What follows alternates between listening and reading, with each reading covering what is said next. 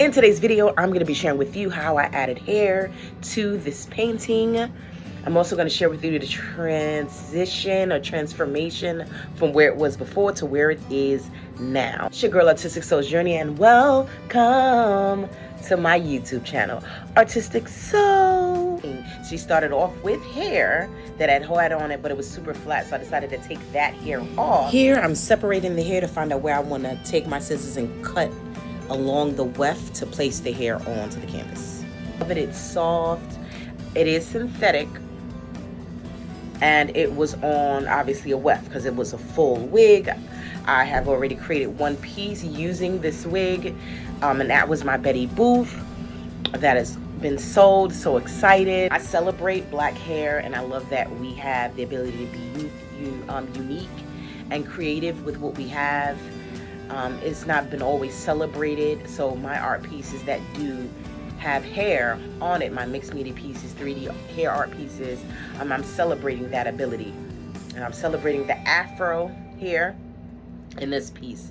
Now, this hair is already on a weft, so they're not individual hairs like the previous image that I shown you before. That was hair that was sewn down, wasn't on a weft, and so I had to sew it down, but it was very flat, and I didn't want that. I wanted the hair to stand out off the canvas. And I have my scissors, I have my thread, and I'm basically cutting the wefts separate from each other so I can have the amount of hair that I'm looking for. I have to be able to maneuver the weft around her face. So finding where I want to start at, where I want to place the weft at. Now the needle that I'm using is a very small needle. It's basically a needle that you would use to sew clothes, because canvas is material. You sew through that like you would do clothing. And I'm using nylon weaving thread. So you do want to make sure that the hole of your needle, is wide enough to get this thread. I don't know if you can see that through it.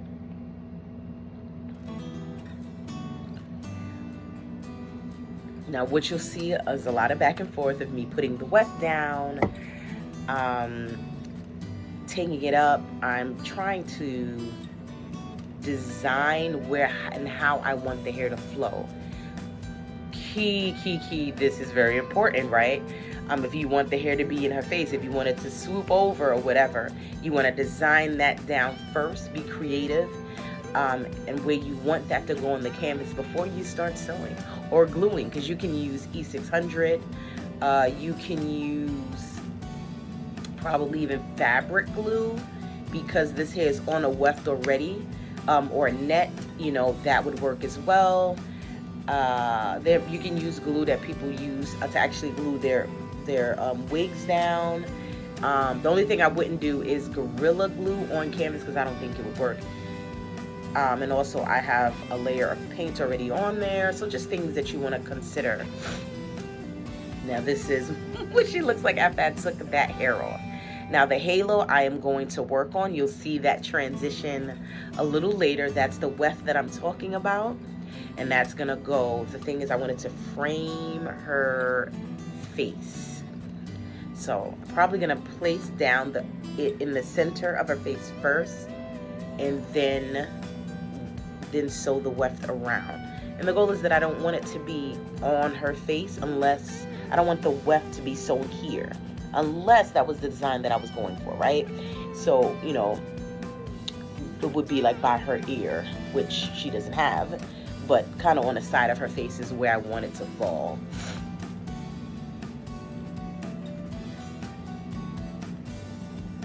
And forgive me in advance because you may not be able to see because the canvas is large. So you'll see the canvas being flat, it'll be up. You'll see me going from the back of the canvas to the front with the needle. You'll see me going from the front of the canvas to the back of the canvas. And it's also going through the weft every time I do this process. Now I've had the needle, I poked myself with the needle.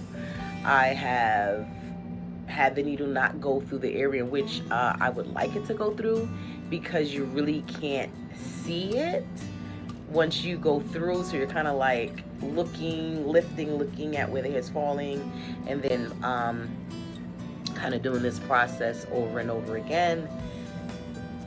But I love the hair. I love it. Like, and I think this was like $40. And I'm just gonna repeat this process,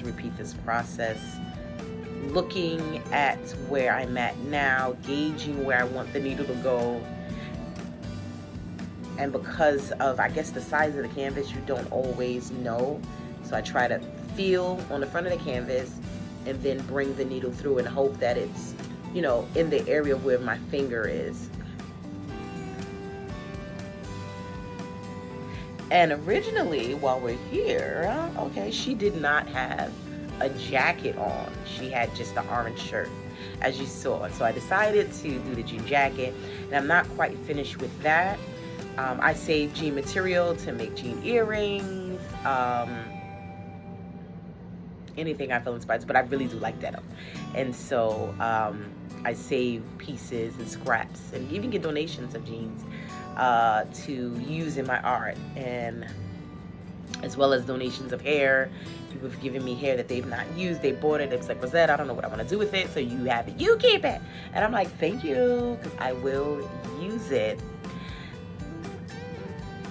A lot of my pieces, you know, celebrate black hair because it hasn't always been celebrated. Even to this day, people still see it as unkept and kinky and dirty and natted and yada yada yada yada. And so my pieces celebrate hair and our versatility. I didn't always like my hair. I didn't always like the texture. I had always wanted to cover it up. Like, you would never, well, yeah, I did wear my hair out, but you know, that's when I would perm it. I didn't like the kinky or the coily that came from its natural texture. I was always trying to straighten it, right? Because that's what I felt was beautiful. It wasn't until as I got older where I started to see the beauty of my hair and the uniqueness of it, you know, and that this ability that we have with our hair to go from straight to curly to kinky to afro to twist down to straight, because we want to, we can. And so I began to fall in love with it, my curliness and my kinkiness. And then I even began to fall in love with having no hair at all and having a shaved hairstyle. Anyone else have this experience where you did not always like your hair, and how did you overcome that? Are you still in that same space? Have you learned to feel differently about what's naturally grown from your head? Yeah, let me know. And if you're liking what you're seeing, give this video a thumbs up. And make sure you comment down below if you so choose to. And subscribe. Yeah. On this channel, you're gonna get a little bit of everything from me dancing to singing to creating, probably some acting skits and things like that. I love the arts, and I have been in the arts, creating with people since I was 14. My first summer job, we were doing art with the community, coloring and creating. So I'm always have coloring sheets on hand, and we create together as a community.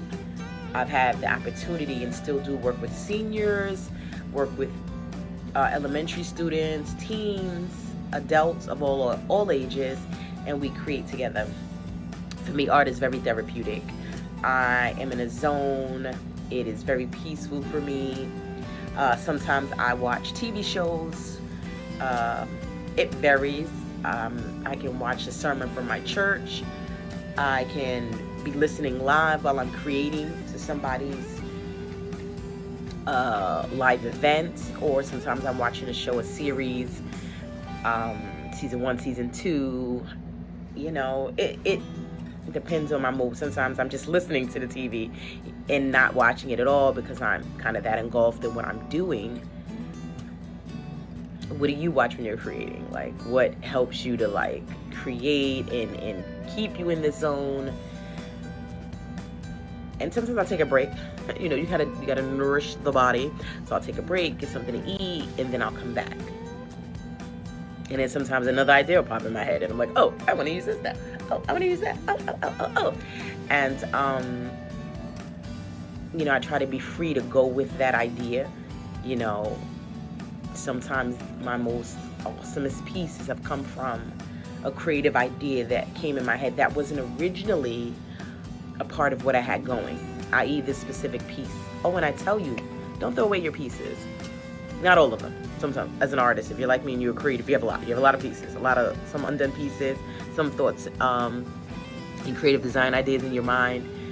But I have pieces that I've had for like 5 years because I just don't know what I want to do with it, you know. Or if the blending or something provides a challenge for me and it's frustrating, and it's okay to take a break, come back at it, because when you come back at it, you have, you know, a clearer mind. You know, you're able to see the piece differently. You're able to think differently about what you want to do with it, you know, because out of frustration, it's hard sometimes to, you know, be free because you're frustrated, you're angry at something. And I really take that opportunity. I'll take it for as long as I take it. Till God be like, oh, hey, remember that piece? Oh, okay. You know, I'm ready now, Jesus. And then we'll go back and then, you know, we'll create it. Now, of course, there's some things that I've created. I'm like, what the heck is that? I don't know. But somebody else has loved it. And that's what I do love about art, that it's very, what is it? Objective. It's all about how the person feels, one, the creator, but then also how the other person is viewing it, right? Because how I created it, what might have been in my mind when I created, may not be what the other person is receiving. And that is art.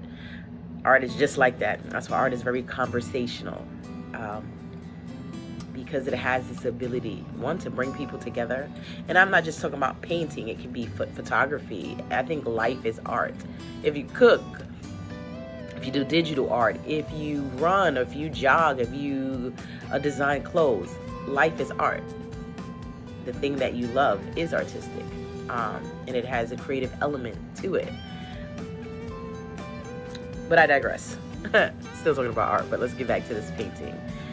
Now, the previous holes that are already there will be covered up. I'll do my layers of paint. And the paint will go into those little holes and you won't see them. And they won't affect the painting. But you see me now going through the back, and I'm holding the front. You can't see it, but I'm holding the front, trying to find where the needle is to make sure I don't poke myself. You know, so I'm holding the canvas down and I'm trying to, and because I wanted to go in a specific place, right? I don't want it to be in her face. I want it to be on the side of her face.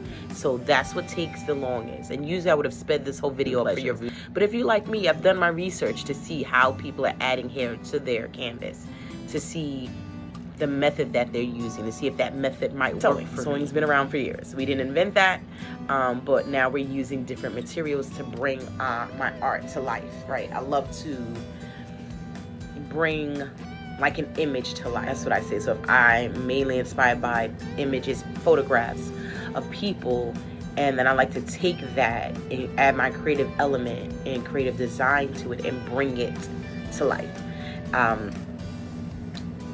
And that's what I love doing. So I'm shaping the hair around the face, right, to make sure it falls where I want it to fall. Because once it's down, unless I take it out and do it over again. I encourage you, artists, if there's a piece that you feel connected to, but you just don't know what to do with it, save it. Do not throw it away. Something may come back to you and inspire you. If you're liking this video, make sure you give it a thumbs up, like, comment, and subscribe. Now, supplies that I use, nylon weaving thread that I purchased from my local beauty supply store, needles with a small hole, big enough to fit this size thread inside of it. I repositioned her onto another canvas. Just like sewing two different pieces of fabric together, sometimes I take the needle and thread two wefts together that may not have been connected. I cut the wig in different sizes because her face is small, so I want to make sure these two wefts do not separate after I place it where I want to place it.